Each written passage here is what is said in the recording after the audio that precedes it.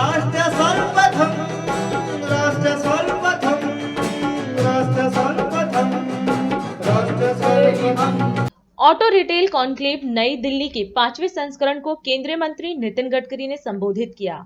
इस दौरान उन्होंने कहा कि आज ऑटोमोबाइल इंडस्ट्री का साइज पहले के मुकाबले 12.5 लाख करोड़ हो गया है और हमारा एक्सपोर्ट लगभग 4 लाख करोड़ से ज्यादा है। वहीं उन्होंने बताया कि ये इंडस्ट्री भारत सरकार को सबसे ज्यादा जीएसटी देने वाली इंडस्ट्री है। इसके साथ ही इस इंडस्ट्री ने 4 करोड़ से अधिक युवाओं को रोजगार भी दिया है।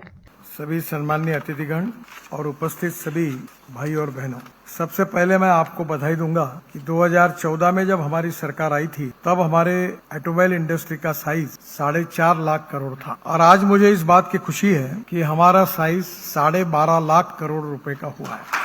विशेष रूप से हमारा एक्सपोर्ट करीब 4 लाख करोड़ से ज्यादा है और हमारी ये जो इंडस्ट्री है ये देश में भारत सरकार को और राज्य सरकार को सबसे ज्यादा जीएसटी देती है। इस इंडस्ट्री ने 4.5 करोड़ युवाओं को जॉब दिया है और मुझे इस बात की खुशी है कि जो 2014 में हम लोग 7वें नंबर पे थे, आज 2 महीने पहले हमने इतनी प्रगति की है कि अब वर्ल्ड में हम 3रे नंबर पर पहुंचे हैं और पहले नंबर पर यूएसए है, दूसरे नंबर पर चाइना है, तीसरे नंबर पर जापान था, पर अब 3रे नंबर पर भारत का नाम है। मैन्युफैक्चरिंग जीडीपी में हमारे इंडस्ट्री का कंट्रीब्यूशन 40% है और विशेष रूप से हमारे लिए महत्वपूर्ण बात यह है कि ये इंडस्ट्री हर साल 10% से ज्यादा ग्रोथ से बढ़ रही है। हम और रोड बना रहे हैं, नए नए ग्रीन हाईवे बना रहे हैं और रोड अच्छे होने के कारण ऑटोमोबाइल इंडस्ट्री में निश्चित रूप से डिमांड भी बढ़ रही है। We are the 4th largest manufacturer of passenger vehicle, 6th largest manufacturer of commercial vehicles, 2nd largest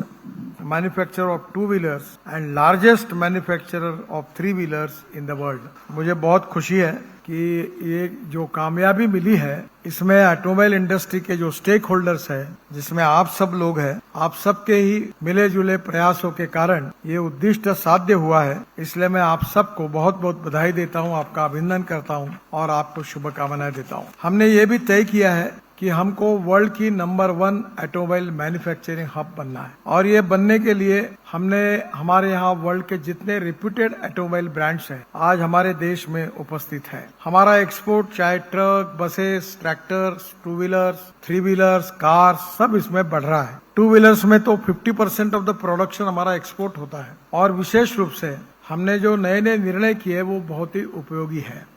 circulation economy के गति को और गति देने के लिए जो निर्णय हमने किए उसमें स्क्रैपिंग पॉलिसी भी लॉन्च की है।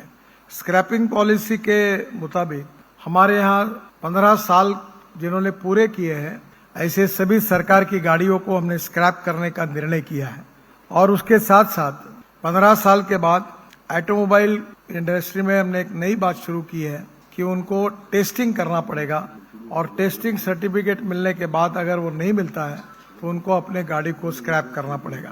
मुझे बहुत खुशी है कि इसके कारण एल्यूमिनियम, कॉपर, स्टील, रबर और प्लास्टिक जो रिसाइकलिंग होता है वो आसानी से मिलेगा और ऑटोमोबाइल कंपोनेंट के भाव 25 से 30% कम होंगे और वर्ल्ड मार्केट में हम कॉम्पिटिटिव बनेंगे। हमारा एक्सपोर्ट बढ़ेगा, ग्रोथ बढ़ेगी, एम्प्लॉयमेंट पोटेंशियल बढ़ेगा और निश्चित रूप से हमारे देश का विकास होगा। मुझे इस बात की खुशी है कि हमने ये स्क्रैपिंग की पॉलिसी भी लाई, शुरुआत भी कर दी है।